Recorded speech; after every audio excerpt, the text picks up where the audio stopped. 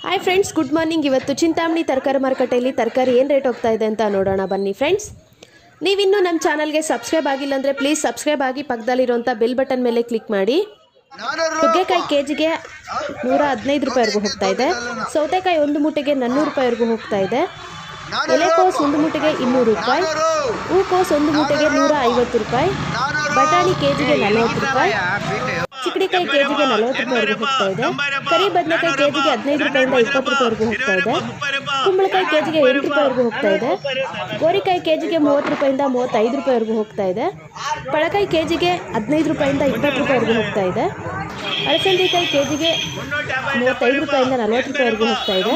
ಮೂಲಂಗಿ 1 ಕೆಜಿಗೆ 15 ರೂಪಾಯಿ, ನಾಟಿ ಮೆಣಸಿನಕಾಯಿ 1 ಕೆಜಿಗೆ 40 ರೂಪಾಯಿ, ಆಕಾಶ್ ಕೆಜಿಗೆ 25 ರೂಪಾಯಿ, G4 ಕೆಜಿಗೆ 15 ರೂಪಾಯಿ, ಆಂಧ್ರ ವೈಟ್ ಕೆಜಿಗೆ 10 ರೂಪಾಯಿ, ವೈಷ್ಣವ್ ಕೆಜಿಗೆ 10 ರೂಪಾಯಿ, ಇನ್ನು ಹೀರೆಕಾಯಿ ನೋಡೋದಾದ್ರೆ ಕೆಜಿಗೆ 35